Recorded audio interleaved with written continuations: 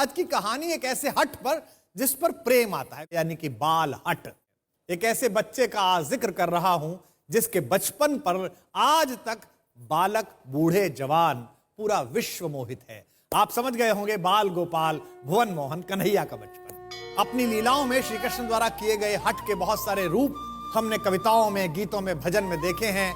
माँ कान्हा को खाना खिलाने के लिए दूध पिलाने के बहाने ढूंढती है और कहती है कि तू कहता है ना तेरी चोटी अभी बहुत छोटी है, बलदाऊ की चोटी बड़ी है, तो इसलिए तू दूध पी, ये बड़ी हो जाएगी। और इस चक्कर में एक अनुशासित, एक डिसिप्लिन्ड बच्चे की तरह वो दूध पीते हैं, लेकिन दूध पीते पीते ध्यान आता है कि दूध तो पी रहा हूं, चोटी बढ़ी नहीं रही है। तो एक हाथ में चोटी है और एक हाथ में दूध का गिलास है और सूर लिखते हैं, मैया कबहू बढ़ेगी चोटी, कितनी बार मोए दूध पिए तो भाई ये अजहू है छोटी।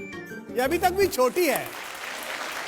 मां ने चांद दिखाया और समझाया और हट को शांत करने का प्रयास किया तो दूसरा हट पकड़ लिया।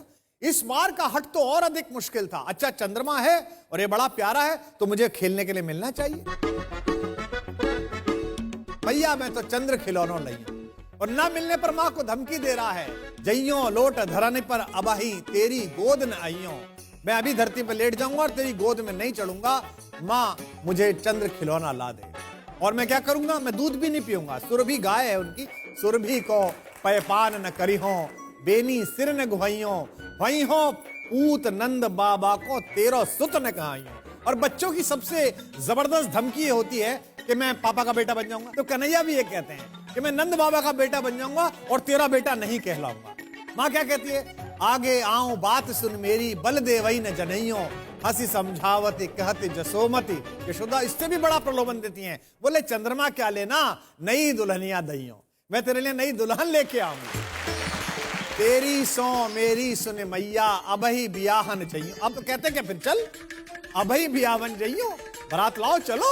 सूरदास है कुटिल बराती। सूरदास कहते हैं माता सूरदास है कुटिल, मैं तो कुटिल स्वभाव का हूं, लेकिन बराती हूं, मुझे इसलिए भेज देना मां कि गीत सुमंगल गईयों, मैं पीछे पीछे जाकर सुमंगल के गीत गाऊंगा।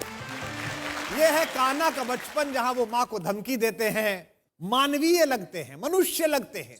एक समय की बात है, यमुना के किनारे सब बच्चे खेलने के लिए जाते थे।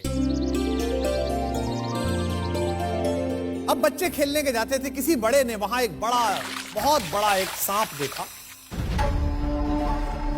जिसका नाम था कालिया, क्योंकि वो काले रंग का था। उस सर्प ने अपने विष से पूरे जल को जहरीला बना रखा था। समस्या बढ़ती गई। नदी के तट पर लोगों ने जाना छोड़ दिया, लेकिन वे तो त्रैलोक्य के स्वामी हैं। उनका तो अवतरण ही इसलिए हुआ है कि जब जब धर्म की हानि होगी तब तब वे अवतार लेकर आएंगे। ग्वाल बालों के संग खेलते खेलते अचानक बच्चों की गेंद यमुना नदी में चली गई।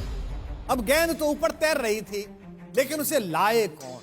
कन्हैया ने कहा तुम नहीं जाओगे, मैं लेकर आऊंगा। सब आश्चर्य में पड़ने लगे, गेंद तो दूसरी आ जाएगी पर कान्हा दूसरा कहां से आएगा? सबने मना किया, लेकिन सच तो यह था कि वह बचपन इस पृथ्वी पर आया ही इसलिए था कि अपने हट से वे कालिया और कंस जैसे समस्त दुष्टों का नाश कर सके।